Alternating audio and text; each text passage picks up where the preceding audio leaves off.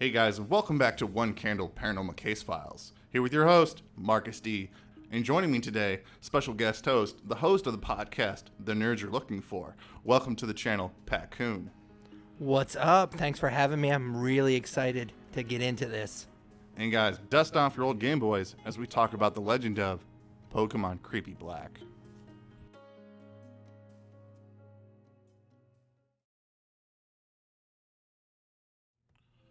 The story of Pokemon Creepy Black goes that someone calling themselves the collector of bootleg Pokemon games stumbles upon an unusual cartridge at a flea market in 2005.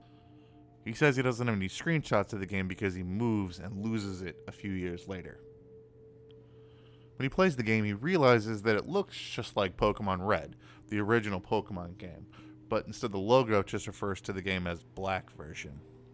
The game starts out like any other Pokemon game we all know and love from our childhood. You select your starting Pokemon companion to travel around and adventure with in the game. You find other Pokemon in the wild and you battle other trainers and their Pokemon too. But this is where things start to take a bizarre turn. After you select your starting Pokemon that's going to travel around with you, if you look at your list, you have an additional Pokemon called Ghost. If you look at Ghost, it looks like one of the sprites of the ghosts that you encounter later in the game in Lavender Tower, before you obtain this item that lets you see what they really look like. It just does one attack, Curse, which had to have been hacked in because there is no Curse move in the original Pokemon game. Whenever your Pokemon Ghost uses the Curse move against other Pokemon in the game, the screen cuts to black and you can hear a scream. And when the screen comes back on, the Pokemon is gone and it's implied that you killed the Pokemon. After you defeat the trainer, you even have the option of cursing the trainer, which if you do, their character is removed from the game and is instead replaced by a tombstone. Needless to say, this makes the gameplay incredibly dark. The gameplay is incredibly different from the normal game too after you beat the game as well. After you defeat the Elite Four, the final bosses of the game, and you win, the screen cuts to black again and a box appears with the words, "Many years later." It cuts to a scene in Lavender Town, where you as an old man can now walk around the world as you will. All that's left now in the world are all the tombstones of the trainers that you defeated before. If you return to your house and you go back to the exact tile, the exact spot where you started the game, the screen would cut to black again. And then you're shown photos of all of the Pokemon and trainers that you would use to curse on throughout the entire game. During the entire time, this music from Lavender Town starts to play, but it slowly decreases in pitch. By the time you're shown all the photos of the Pokemon and trainers that you killed, the music becomes just a little bit more than a demonic rumble. And when the screen comes back on, you're on one side as an old man, and on the other side is Ghost, along with the words, "Ghost wants to fight." You can't use items, you have no Pokemon to defend yourself with, you can't run. The only option you have is to fight. And if you fight, the only thing that would happen is you would immediately struggle, which doesn't do anything to the Ghost, but it slowly chips away your health. When it's Ghost's turn to attack, it just simply says ... Eventually, when your health reaches a critical point, Ghost finally uses Curse on you. And then the screen cuts to black for a final time. Although several people have attempted to remake this game online, no actual physical copies of this game have ever resurfaced, and no one claiming to be the original creator has ever come forward.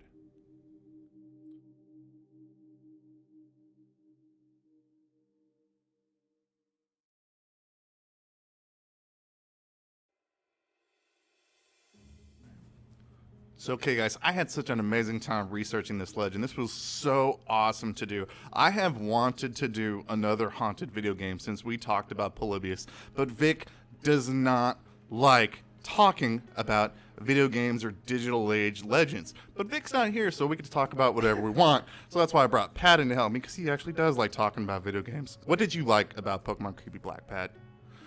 The thing that jumped out to me researching this and listening to this and how many people really get into this story is the person that created this, the person that tells it, that originally posted it, did a really good job. You could tell that he's a quote unquote true Pokemon player. Like, he obviously had dug into the games. He had played Red several times. He knew several details about that game, and he did a really good job of crafting a story that fit that game really well. And it was super creative. It was darker than you would expect a Pokemon game to be. I think, of course, him picking black definitely fit that tone. And honestly, I would play that game. That sounds awesome to me. Yeah, I really liked looking at the game too. When I was researching Pokemon Creepy Black and I was looking at all the different sites on it, people in the comments below were posting about how much they really liked the legend of Pokemon Creepy Black. And when you look at a lot of creepypastas, a lot of them can be very, some of them can be gory, some of them can be very graphic. And this person and this legend, it doesn't have to do that to draw you in. A lot of people like it because he found a way to tug at the heartstrings. Like, if you look at like the Pokemon fan theory about Gary and his Raticate, you know, in Lavender Town, and there's all this art that comes from it, and there's all these theories that surround it, coming from that. He taps into that. He taps into this he taps in this macabre sense of what happens if Pokemon die, essentially. Oh yeah, 100%. And there's such a fervor within the community for anything Pokemon.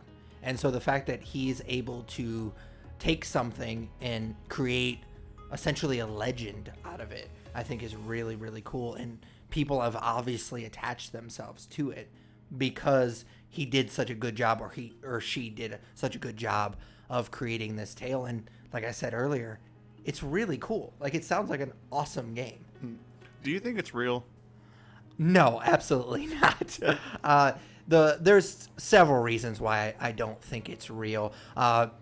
First of all, the fact that he or she, again, I apologize, the creator of this legend starts off by saying that they are this huge collector of these. I can't remember exactly what they like. They don't call them ROMs or mods. What is cartridges? Well, no, it's bootleg. Oh yeah, the bootleg, the bootleg is game. the term that he or she uses, and then they conveniently lost it when they moved. I think that's obviously very convenient for them, and they weren't able to provide screen caps of the actual game, of them playing the actual game. They're just kind of recounting the game, and of course, people, like what we talked about earlier, people have just gotten into this legend so much that there are actual mods and ROMs of this game that people have made. So we do have screen caps of that, but we don't actually have the original posters playing the game. So that's the thing that really jumps out at me at the beginning, but then also just the fact that he or she used the move Curse, which eventually becomes a move in Pokemon, I think in Gen 2 or 3. I think it's Gen 2, if I remember correctly. Of course, that's really convenient considering the original post, I think, was 2010, and Curse became a move in, I believe, 02. So they're already using a move that exists in Pokemon, so it's really easy to kind of come up with that. So those are the two biggest things for me, what I lean on as far as whether or not it's real or not. One of the things that jumped out at me when I was researching this legend is I'm watching playthroughs of people playing bootleg copies or the ROM of Pokemon Creepy Black that other people have made. I think there's two people that have so far made ROMs of it. One is the Toho Falls. It's the Toho Falls website. They've got a ROM on there that I don't think is complete. And then there's the one that's on FilmFlux, which some people play too, and they do walkthroughs. But every single walkthrough that I see of this game has people playing the game only with Ghost. And you don't have to play the game only with Ghost. You can switch up your other Pokemon. But everybody who gets drawn into this game of playing it always uses the Ghost Pokemon to play through the entire game, no matter who they are. You can't find a person switching Pokemon on the web, and I thought that was really interesting to see. Honestly, as cool as I think the idea behind this game would be, it actually sounds kind of like a boring game, to be honest with you. Like, I really like the writing and the story and how morbid it is, especially considering how Pokemon is definitely geared towards children. I think that this legend is super morbid. But if you really think about it and you sit down, you have a Pokemon that has a move that is basically you kill them in one, literally kill them in one move. So you can't be beaten. The other Pokemon are too scared to move. Yeah, and if you curse them, you beat them in one move. So if you think about it, it's a really boring game.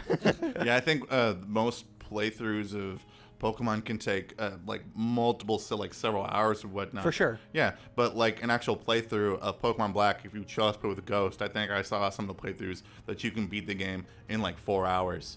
Yeah. Which, I mean, it takes a lot of the fun out of the game, but I don't think you're playing Pokemon Creepy Black. You're not getting into this, I think, for the sake of the gameplay for it. Oh, yeah, for sure. This is not the first time that you play through Gen 1 Pokemon. No. You're not going Creepy Black. No, but I'm glad that you brought up the move. When you play the game Pokemon Creepy Black, and there's this only one move that the Ghost Pokemon can play, and it's Curse. And when I'm watching this, and I'm trying to think about why is the move called Curse? Why couldn't you call it anything else? I don't know, one hit KO. I'm not that super creative for whatever you could come up with, but they call it Curse. And I'm thinking about why would you call it Curse? And when you think about the world of Pokemon and how it works, like the very first episode in the anime Pokemon, Ash Ketchum goes out and he sees a Ho-Oh that's flying by, and one of the things that Ho-Oh is supposed to do is it's supposed to grant the person immortality. And in the game of Pokemon, you're always playing as a kid. Ash Ketchum is 10 years old throughout the entire series. Nobody ages in Pokemon, and generally nobody dies. Like on the show, and the Pokemon don't die. Your Pokemon battle almost to the death, where their eyes are messed up, but then they're healed the next day, and everything's okay. So I'm thinking about, what does Curse do? What is Curse doing to these Pokemon and to the people in the game? It's cursing them with mortality. You're taking away that immortal aspect of it. What's the worst thing you could ever curse somebody who's immortal? And that would be to be mortal again and to lose that sense of immortality. For sure. And that's why I think Creepy Black is so interesting. Because you take a game that doesn't have death in it, unless you're in Lavender Town. It doesn't have death in it, and you bring that to this game, which makes it, again, super, super morbid. And that's why I think people have attached themselves so much to this game, because it's so radically different than the game that they loved and they played as kids. So, okay, Pat, what are your final thoughts on the Pokemon Creepy Black legend? So, I did quite a lot of research. I kind of fell down the rabbit hole. There's so many creepypastas and myths around the Pokemon games, because there's so many of them, and the fans love them so much that they definitely gravitate to basically anything about these games. And the one thing that I really liked about this one versus some other ones that I found, my favorite were the ones, like I kind of said this a little bit earlier, the ones that are clearly made by fans that know the game, that love the game, and want to be part of the game. And it's definitely somebody that knew so much about Red and Gen 1 and just kind of wanted to make their own part of the game. And so that was the thing that really stuck with me during a lot of my research and during the rabbit hole that I went down the last couple of days researching this and just kind of going off into different tangents with different creepypastas about Pokemon and whatnot. That was the thing that I kept gravitating to, was the fact that the person that created this obviously loved the games, obviously knew a lot about the games, and that was the stuff that I really liked. Because there's some creepypastas and myths and stuff that are just about glitches in the song and stuff like that. That doesn't really interest me that much. What interests me were the ones that really wanted to know more about the game and wanted to kind of create mythology around the game. That's what I really liked about this one. For me, what I really liked about Pokemon Creepy Black was how the story is set up. It's a person that goes out and they find this cartridge for Pokemon. And when you think about it, I really think that tugs at the heartstrings of so many people that love the Pokemon games, because it takes us back to that moment when we were a kid, or that moment when we're a teenager, whenever you get introduced to it, and you get handed this cartridge. Yeah. And you get entered into the world of the Pokemon games, and it just takes you on a completely different ride. And I think that's what really draws a lot of people to this particular legend, and why it's so popular compared to the others.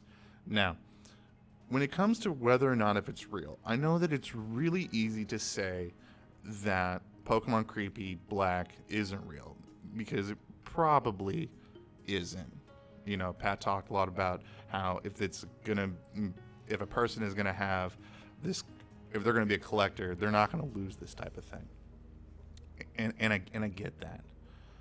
But with Pokemon Creepy Black, I think that we're slowly making it real. When you look at a lot of legends like, say, Slenderman, what most people don't know about Slenderman is Slenderman was originally a creepypasta. It was originally a story that somebody came up with to win either an art competition or a creepypasta competition. And from that creepypasta spanned all these people making art about it, and spanned all these people making up their own legends about Slenderman and seeing Slenderman, about people creating these legends of saying Slenderman goes back forever, further than probably when it goes, all the way up to people today who are inspired to commit horrible acts in the name of Slenderman. It's going from something that probably wasn't real to something becoming a part of our culture, a part of the paranormal, something bigger than how it started. And I think that's what Pokemon Creepy Black has become. It's a creepypasta that's gone from being just a creepypasta to something incredibly special. But leave your thoughts on it in the comments below.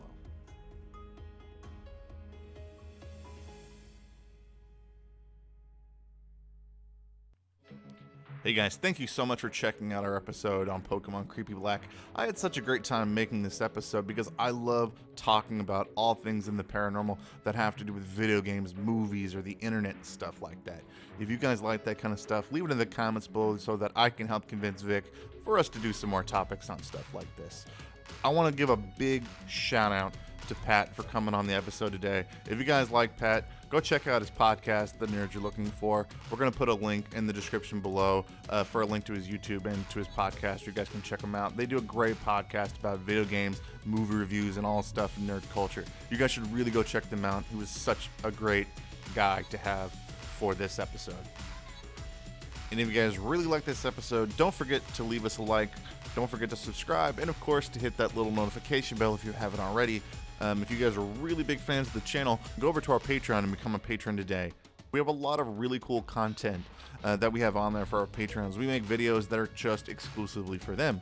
We make a special live video once a month for all of our patrons, so you guys should go check that out.